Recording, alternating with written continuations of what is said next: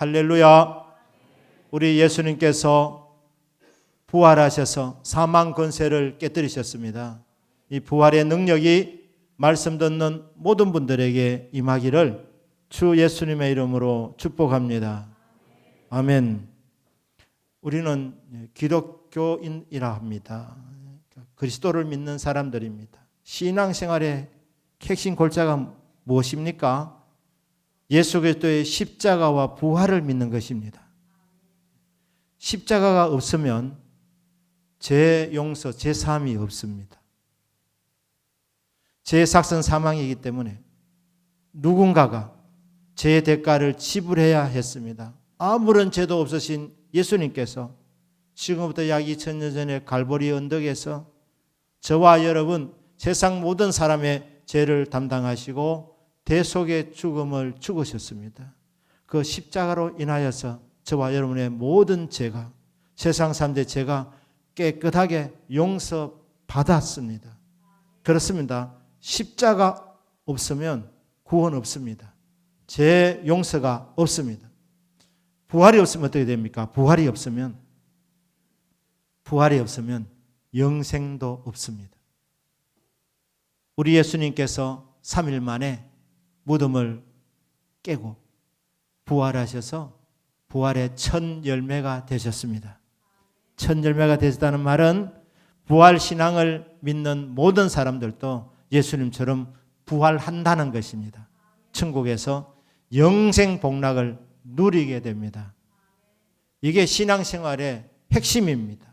골자입니다. 십자가와 부활을 믿는 것입니다. 이것을 요약하면 부활입니다. 부활신앙. 부활은 다시 산다는 말이니까 사셨다가 죽으셨다가 다시 살아나신 것. 그러니까 부활신앙은 예수님 인간 대신 성탄을 믿고 우리를 대신해 십자가에서 죽으신 것을 믿고 3일 만에 부활하신 것을 믿는 것. 이게 바로 부활신앙이 됩니다. 우리 모두가 이 부활신앙으로 살아갈 수 있기를 축복합니다. 아멘. 자, 주님이 부활하셨습니다. 부활하심으로 어떤 일이 일어나게 되었습니까? 예수님 부활하심으로 우리 성도에게는 부활신앙을 고백하는 저와 여러분에게는 어떤 은혜가 임하고 있습니까? 예수님께서 부활하셔서 모든 것을 이기셨습니다. 55절 말씀에 사망아 너의 승리가 어디 있느냐? 사망아 너의 쏘는 것이 어디 있느냐? 사망에 쏘는 것은 죄요 죄의 권능은 율법이라. 예수님 부활하시기 전까지는 사망이 사람 위에 군림했습니다. 사망이 왕노릇을 했습니다. 그래서 사람들은 다 죽음 앞에서 벌벌 떨었습니다. 나 죽음이 무섭지 않아. 거짓말입니다. 그럴 수가 없습니다. 예수님께서 3일 만에 부활하셔서 사망 권세를 깨뜨렸습니다. 사망을 이기신 것입니다. 근데 사망아 너의 승리가 어디 있느냐? 이제 예수님 부활하심으로 말미암아 사망이 패배한 것입니다.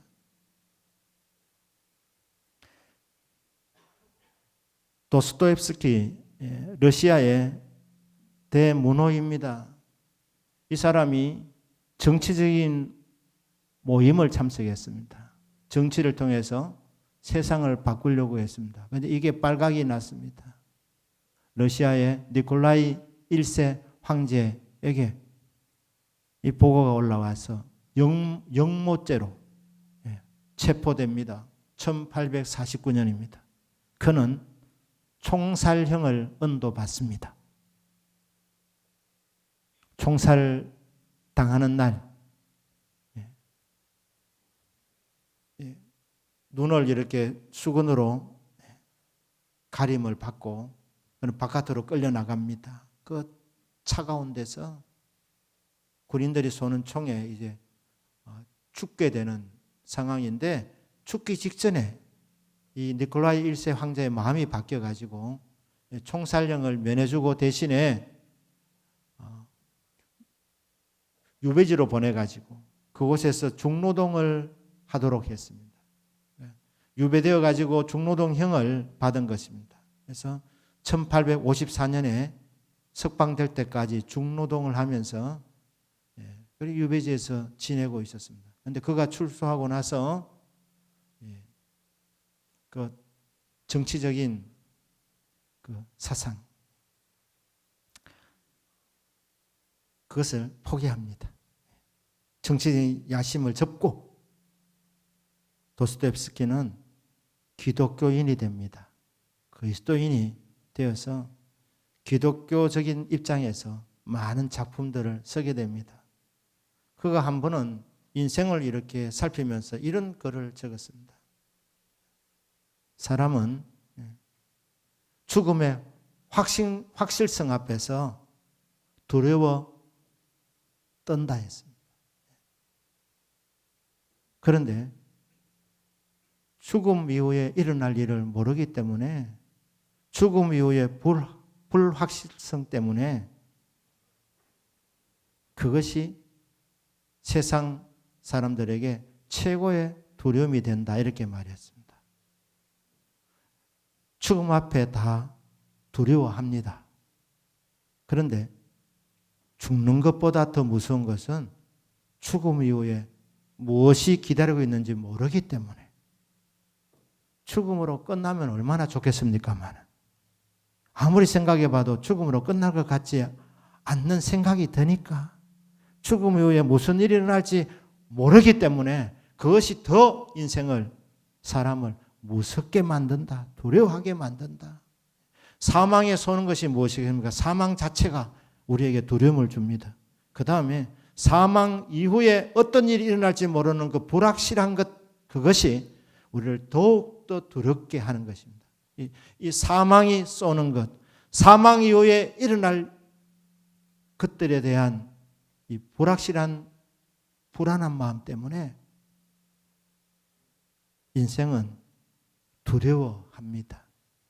사망이 왕노릇하고 있는 것입니다. 그런데 예수님께서 3일 만에 부활하셔서 사망 권세를 깨뜨려 버렸습니다. 그래서 우리에게 어떤 은혜가 임합니까? 뭐라고 말합니까? 사망아 너의 승리가 어디 있느냐? 사망아 너의 쏘는 것이 어디 있느냐? 사망에 쏘는 것은 죄에 건너온 율법이라 우리 주 예수 그리스도로 말미암아 우리에게 승리를 주시는 하나님께 감사하노니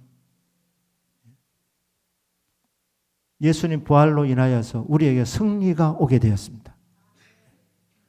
예수님 부활 내 부활입니다.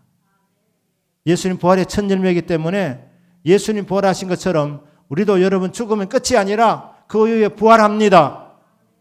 천국 들어갑니다. 누가 천국 들어간단 말입니까?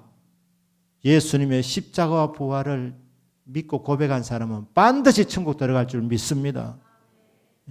이런 은혜가 부활신앙을 고백하는 자들에게 있다는 것입니다. 그래서 여러분 성도는 예수님 부활이 내 부활이기 때문에 부활하셔서 예수님이 사망을 이기셨기 때문에 예수님의 승리가 성도의 승리가 되는 것입니다. 사망을 밟습니다. 우리는 사망을 밟고 천국으로 들어갑니다. 죄도 우리는 이기는 것입니다. 죄. 그런데 이 죄에 건너온 율법입니다. 하나님의 말씀, 우리에게 생명을 주시고자 우리에게 복을 주시고자 주어진 이 말씀이 먼저 어떤 역할을 하느냐? 말씀이 우리의 삶을 비추어 주어서 죄인임을 깨닫게 하는 것입니다. 죄인임을 자각합니다. 그래서 죄인식을 합니다. 그런데 이 죄가 말입니다. 말씀이 우리를 죄인으로 정죄합니다. 그리고 이 죄가 우리를 지배하는 것입니다. 죄책감이 떠나가지 않습니다. 자신이 없습니다. 그분 앞에 설 자신이 없는 것입니다. 왜? 죄가 우리 마음을 지배하고 있으니까. 그런데 예수님께서 부활하시는 말미암아 죄가 정복이 되었습니다. 예수님이 십자가를 지시기 전에 말씀했습니다. 내가 세상 죄를 담당하고 십자가에서 죽는다고 말씀했습니다. 아무 죄 없으신 예수님께서 세상 사람들의 죄를 대신 지시고 저와 여러분의 죄를 대신 지시고 십자가에서 죽으셨습니다. 그런데 예수님이 만약 3일 만에 부활하지 아니하셨다면 예수님이 세상 죄를 담당하고 속죄 제물로 자신을 드렸는데 성부 하나님께서 이 제물을 합당하게 받아주셨는지 거절하셨는지 알 수가 없습니다. 예수님 죽음으로 끝나시면. 그런데 예수님이 부활하심으로 말미암아 이 제사가 하나님이 요구하시는 그 기준에 합당했구나. 하나님 기준에 맞았구나. 그래서 하나님이 이 속죄 제물을 영원한 속죄로 인정하셔서 받아주시고 3일 만에 부활시켜 주셨구나.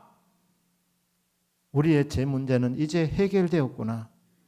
부활하셔서 예수님께서 사망을 정복하시고 죄를 정복하셨구나. 그래서 이제는 더 이상 우리는 죄에 매여 사는 인생이 아니라는 것이 분명하게 드러난 것이 예수 그리스도의 부활입니다. 율법도 우리를 이제 더 이상 정죄하지 못합니다. 말씀이 나를 죄인으로 이렇게 비춰줄 때마다 그 십자가를 의지하면서 주님 보혈로 이 죄를 씻어주십시오 하면 우리의 모든 죄와 허물이 깨끗하게 씻어지는 줄로 믿습니다. 그러므로 이제 그리스도 예수 안에 있는 자에게는 결코 정죄함이 없나니 이는 그리스도 예수 안에 있는 생명의 성령의 법이 죄와 사망의 법에서 너를, 나를, 너희를, 우리를 해방하였습니다. 예수님 부활하시는 말미암아 우리는 죄에서 해방되었다는, 우리는 이제 죄에 매여 사는 인생이 아니라 죄책감을 갖고 살아가는 인생이 아니라 십자가를 통해서 우리의 죄가 다 깨끗하게 용서받았고 지워졌고 이제는 자유인이 되었다는, 죄에서 해방되었다는, 노임받았다는 이 승리의 선언이 바로 예수님의 부활이라는 것입니다. 그래서 여러분 부활을 믿으면 사망을 이긴 것, 죄 문제가 해결된 것, 이제 율법이 더 이상 우리를 정죄하지 못한다는 것, 이제 우리는 생명 안에 산다는 것, 우리는 이제 자유롭게 살아간다는 이런 은혜가 깨달아지고 믿어지게 되기를 주 예수님의 이름으로 축복합니다. 아멘. 예수님 부활을 통하여서 성도해 주시는 은혜, 성도해 주시는 혜택이 뭐냐? 첫 번째는 승리입니다. 승리. 죄를 이겼습니다. 예수님 이겨놓으신 것이 우리의 승리가 되기 때문에 사망을 이겼습니다. 자, 그 다음에 58절 보면 그러므로 내 사랑하는 형제들아 견실하며 흔들리지 말고 항상 주의 일에 더욱 힘쓰는 자들이 되라. 이는 너희 수고가 주 안에서 헛되지 않은 줄 알미라. 그렇기 때문에 다 이겨놓으신 예수님의 부활의 공로로 인하여서 우리는 견실해져야 됩니다. 흔들리지 않아야 됩니다. 견실하라는 말이 여러분 스스로 힘을 기르라는 말이 아닙니다. 운동 많이 해서 영적 근육 알통을 기르라는 건 아닙니다. 견실해지라는 것은 부활 신앙을 붙잡으라는 말입니다. 예수 부활을 믿으면 그것이 여러분을 견고하게 세워줍니다. 굳건한 반석 위에 세워준다는 말입니다. 내 스스로 반석에 서는 것이 아니라 부활신앙을 가질 때에 하나님께서 그 부활신앙을 가진 사람을 견고한 반석 위에 세워주시는 것입니다. 그것이 바로 견실하여진다는 것입니다. 그 다음에 흔들리지 말라는 것입니다. 누가 우리를 흔듭니까? 마귀가 흔듭니다. 마귀가 우리 신앙생활을 즐겁게 하지 못하도록 자꾸 구원의 확신을 빼앗아 가려고 합니다. 흔들어 버립니다. 이 마귀의 공격을 물리치는 최고의 무기는 부활신앙임을 믿으시길 바랍니다. 여러분, 부활신앙을 갖고 있으면 마귀가 어떻게 해볼 도리가 없습니다. 부활신앙은 견고한 반석 위에 자신을 세우는 것이고, 부활신앙을 갖고 있으면 마귀가 한 길로 왔다가도 쫓겨납니다. 알기 때문에 부활신앙에 굳게 서 있는 그런 성도는 공격하지 않습니다. 왜? 한 길로 왔다가 7길로 쫓겨날 것이기 때문에 더 큰 피해를 볼 것을 아는데 마귀가 왜 손해볼 짓을 하겠습니까? 그러니까 여러분, 부활신앙을 가지면 흔들리지 않습니다. 마귀가 유혹 못합니다. 흔들 수 없습니다. 그리고 우리 자신이 연약하기 때문에, 우리 이 감정의 기복이 있어서 좋을 때는 좋다가도 한때는 굉장히 뜨겁다가도, 세상에서 내가 제일 잘 믿는 것 같다가도 조금만 어려우면 그를 팍 이렇게 꼬꾸라지는 이런 인생들이 정말 많습니다. 기복이 심합니다. 쉽게 흔들리는 우리들입니다. 환경이 조금만 어려우면 믿음이 흔들리는 겁니다. 그런데 여러분, 부활신앙을 가지면 흔들리지 않습니다. 부활신앙. 여러분, 부활신앙을 통해서 우리가 이기는 게 뭡니까? 사망 권세를 이기고, 죄를 이기고, 마귀를 이깁니다. 자기를 이깁니다. 세상을 이깁니다. 다 이깁니다. 부활신앙을 가지시기를 주 예수님 이름으로 축복합니다. 아멘. 그러면 우리가 할 일이 뭐냐? 어디에 집중해야 되겠느냐? 내 사랑 형제들아, 항상 주의 일에 더욱 힘쓰는 자들이 되어라. 첫째, 부활신앙을 믿는 자들에게 승리를 주시고, 두 번째, 부활신앙을 가진 자들에게 주의 일을 맡겨주십니다. 그 일에 충성하라는 것입니다. 주의 일에 집중하라는 겁니다. 세상 일에 정신 집중하다가 산만해지지 말고, 다 이겼으니까 승리의 삶을 살면서 이제 집중하자. 주님 맡기신 일에 충성해라. 주의 일은 언제 하느냐? 항상 해야 된다는 겁니다. 항상 해야 된답니다. 이 땅에 살아있는 동안 언제나 주의 일에, 그 다음에 힘을 쓰랍니다. 더욱 힘쓰랍니다. 지금까지도 수고했지만, 충성했지만 조금만 더 힘쓰라. 조금만 더 충성하자. 왜 충성해야 됩니까? 구원받기 위해서입니까? 아닙니다. 부활신앙 가지면 필요 충분 조건입니다. 천국 들어가는 필요 충분 조건입니다. 충성 안 하면 천국 못 들어가고, 충성하는 사람들만 천국 들어가고, 그렇지 않습니다. 부활신앙을 가진 사람들 모두가 다 천국 들어갈 줄로 믿습니다. 그럼 왜 일해야 됩니까? 왜 항상 주의 일에도 힘써야 됩니까? 그분 앞에 설 때 부끄러운 구원이 되지 않도록 칭찬과 상급을 주시려고, 이 땅에 사는 동안 하나님께서 부활신앙을 가진 저와 여러분들에게 주님의 일을 맡겨주시는 겁니다. 그리고 그 일에 집중하라고 하십니다. 그 일에 더욱 힘쓰라고 하십니다. 충성하라고 합니다.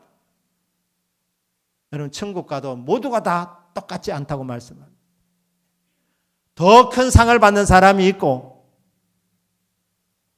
작은 상을 받는 사람이 있는가 하면, 아무런 상도 받지 않고 불 가운데서 그냥 끄집어낸 것처럼 부끄러운 구원을 받는 사람도 있다고 말씀합니다. 누가 부끄러운 구원을 받느냐? 주의 일을 이 땅에 사는 동안 전혀 안 했던 사람들. 이 사람들은 부끄러운 구원을 받습니다. 풍성한 상급을 주시려고 만날 때 수고했다, 주님께서 알아주시고 칭찬해 주시는 그 감격의 시간이 있도록 하기 위해서 이 땅에 사는 동안 구원받은 주님의 백성들에게 주의 일을 맡겨주시는 겁니다. 구원받으셨습니까? 부활신앙을 갖고 계십니까? 그러면 주의 일에는 시시한 것 없습니다. 어떤 일이든 기쁨으로 더욱 힘써서 충성하는 이 은혜가 있기를 주 예수님의 이름으로 축복합니다. 아멘. 자, 이렇게 부활신을 가진 사람들에게 두 가지 말씀드렸습니다. 세 번째가 있는데 이게 우리가 오늘 마지막 부를 찬송가입니다. 171장. 주 하나님 독생자 예수. 우리 찬송가에는 하나님의 독생자 예수. 가사 좀 다른데 이때까지 늘 이렇게 전통적으로 번역되어 왔던 이 곡으로 이렇게 우리가 부르게 될 겁니다. 그런데 이 곡을 만든 분이 윌리엄 게이드 그리고 글로리아 게이드 이 부부가 만든 찬송가입니다. 1971년에 만든 곡인데 지금도 전 세계에서 그리스도인들이 많이 즐겨 부르는 찬송가입니다. 이들이 1960년대를 보내면서 힘든 시간을 보냈습니다. 왜냐하면 미국이 그때 격변기였습니다. 월남 전쟁이 최고조로 달하고 있을 때였고, 그래서 반전 운동도 있었고, 그리고 기독교 국가로 하면서도 프리섹스 뭐 이런 운동이 있어가지고 성생활을 굉장히 문란하게 하고 있었습니다. 그러니까 사람들이 미국이 기독교 국가가 맞나 할 정도로 아주 문란한 생활을 하고 있었습니다. 마약 문화가 최고조에 달하고 있었고, 마리아나 이런 것들. 그래서 샌프란시스코 이런 데는 보면 정말 히피족들이 태폐 문화, 향락 문화, 꽃을 피우고 있었습니다. 거기다가 이 빌 게이드 이분에게는 또 병이 있어서 병에서 회복되고 있는 중이었고, 그리고 교회도 문제가 있어서 시끄러웠습니다. 자, 이런 이제 어려운 60년대를 이렇게 지나가면서 이 부부에게 두 딸이 있었는데 하나님께서 세 번째 자녀를 주셨습니다. 낳고 보니까 아들이었습니다. 그래서 아들 이름을 벤자민으로 이렇게 짓는데, 아들을 받았으니 얼마나 기쁘겠습니까? 근데 그 기쁨이 잠시였습니다. 왜냐하면 몸도 약하고 또 여러 가지 문제가 있고 나라가 보니까 이게 어수선한 상황이라 이 아들이, 하나님이 주신 것은 고맙지만 이 아들이 과연 이 험한 세상을 헤쳐나갈 수 있을까? 세상에 물들지 않을까? 끝까지 이 아들이 기독교 신앙을 견지할 수 있을까? 시대가 너무 악하니 이런 생각이 드니까 마음이 어두워진 것입니다. 그래서 어두운 생각을 하고 있는데 이 글로리아라는 이 부인에게 한 줄기 빛이 임했습니다. 어떤 깨름이 왔느냐? 그런데 예수님이 부활하셨잖아. 예수님이 부활하셔서 함비하고 계시잖아. 이 아들이 살아갈 시대는 험한 시대이겠지만, 그러나 부활하신 예수님이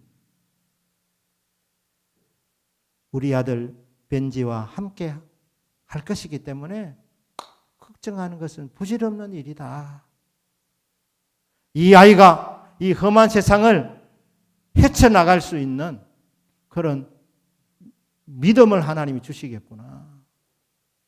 이 영감이 왔습니다. 그래서 그 받은 영감을 따라서 곡을 만든 것이 바로 찬송가 171장입니다. 이 찬송가를 제가 원문의 뜻을 충실해서 제가 번역하고자 합니다. 왜냐하면 특별히 2절 같은 경우는 이 번역이 원래 작사하신 분의 의도와는 전혀 다른 해석으로 이렇게 해놨기 때문에, 그래서 원문의 뜻이 어떤 것인지 여러분 한번 생각하고 그리고 우리 찬송을 불러보려고 합니다. 1절 가사는 이렇습니다. 하나님께서 한 아들을 보내주셨습니다. 사람들은 그를 예수라고 불렀습니다. 그는 사랑하고 치료하고 용서하시려고 오셨습니다.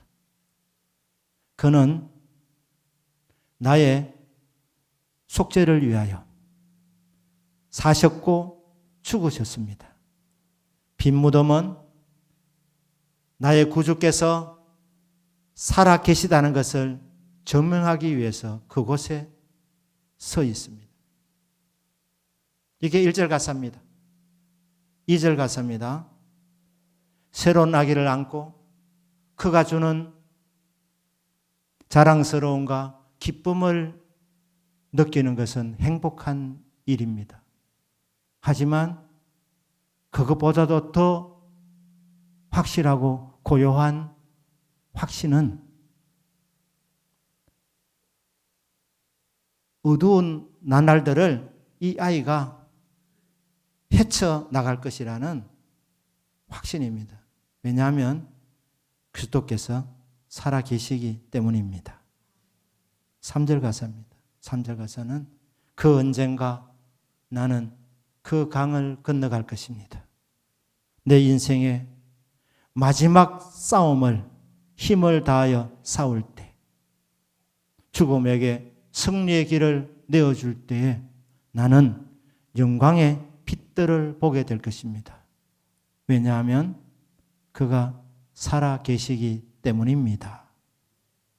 후렴입니다. 그가 살아 계시기 때문에 나는 미래를 맞이할 수 있습니다. 그가 살아 계시기 때문에 모든 두려움이 사라집니다. 나는 그가 미래를 꽉 잡고 계시고 인생은 살만한 가치가 있다는 것을 알기 때문입니다. 그렇습니다. 그가 살아계시기 때문입니다. 이 가사에서 전달하는 메시지는 뭡니까? 그분이 살아계시기 때문에 두려움이 다 사라져버린다. 그분이 살아계시기 때문에 우리는 담대하게 내일을 맞이할 수가 있다는 것입니다. 저와 여러분도 인생이기 때문에 내일 어떤 일이 일어날지 예측하지 못합니다. 불행한 일을 만날지 다행스러운 일을 만날지 우리는 알지도 못하고 또 그렇게 만들 수도 없는 연약한 인생들입니다. 맞습니다. 내일 말입니다. 우리들에게 좋은 일이 일어날지 불행한 일이 일어날지 폭풍우가 몰려올지 우리는 알지 못합니다. 그건 한 가지 분명한 것은 주님이 부활하셔서 영원히 살아계시기 때문에 그분이 나와 함께 하시기 때문에 어떤 일을 만나든지 상관없다는 것입니다. 동남풍아 불어오너라 서북풍아 불어오너라 비바람아 오너라 환난이나 핍박이나 칼이랴 나는 두려워하지 않겠다. 왜? 미래는 하나님 뜻 안에서 하나님께서 꽉 잡고 계시니까 그리고 함정에서 선을 이루는 길로 우리 미래를 열어가 주실 분이시니까 여러분 인생의 주인은 우리가 아니고 하나님이십니다. 미래를 잡고 계신 분이 하나님이십니다. 부활하신 주님 살아계신 그 하나님께서 우리와 함께 하신다면 무슨 걱정이 있고 무슨 두려움이 있다는 말입니까? 어떤 일이 일어난다 하더라도 상관없습니다. 죽음을 이기신 주님께서 함께 하시는데 무슨 불가능한 일이 있겠다는 것입니까? 그렇기 때문에 우리는 자신 있게 미래를 맞이할 수 있다는 것입니다. 그래서 저는 부활하신 예수님 이 신앙 고백하는 성도들에게 주시는 선물, 첫째는 승리라고 말씀드렸습니다. 승리. 예수님 부활이 저와 여러분의 부활이 되기를 다시 한번 주님 이름으로 축복합니다. 예수님의 승리가 우리의 승리가 되기를 주님 이름으로 축복합니다. 두 번째는 다 이겼으니 승리를 누리면서 주님의 일에 충성하자는 것입니다. 천국에서 큰 상급을 받기 원한다면 충성하라는 것입니다. 주님은 다 세고 계십니다. 심지어 어린 아이 하나에게 냉수 한 그릇 대접하는 것도 결단코 그 상급을 잃지 아니하리라. 하나님 다 지금 계산하시고 다 쌓아놓고 계십니다. 그래서 우리 하나님께서 그날에 우리를 기쁘게 맞아주시면서 주의 일에 더 힘쓴 자들에게 더 큰 상급을 주실 것이기 때문에 부활신앙을 갖고 계신 분들이라면 반드시 그분 앞에 서게 될 것인데 부끄러운 구원을 당하지 않도록 맡겨준 일에 충성 다하는 은혜가 있기를 주님 이름으로 축복합니다. 세 번째는 부활신앙을 가진 사람들에게 내일을 담대하게 당당하게 맞닥뜨릴 수 있는 담력을 주는 것입니다. 그래서 여러분 눈 뜰 때마다 부활신앙을 가진 사람은 기쁨으로 눈을 떠야 되는 것입니다. 하나님 오늘은 어떻게 역사해 주시려나. 살아계신 하나님께서 나와 어떻게 동행하시면서 어떻게 도와주실지 이것을 기대하면서 주여 기대됩니다. 주님 나와 함께 하십니다. 주여 부활하신 주님 저와 같이 가십시다. 직장으로 같이 가십시다. 학교로 같이 가십시다. 사업체로 같이 가십시다. 기대됩니다. 주님. 함께 하시는 주님을 저는 믿습니다.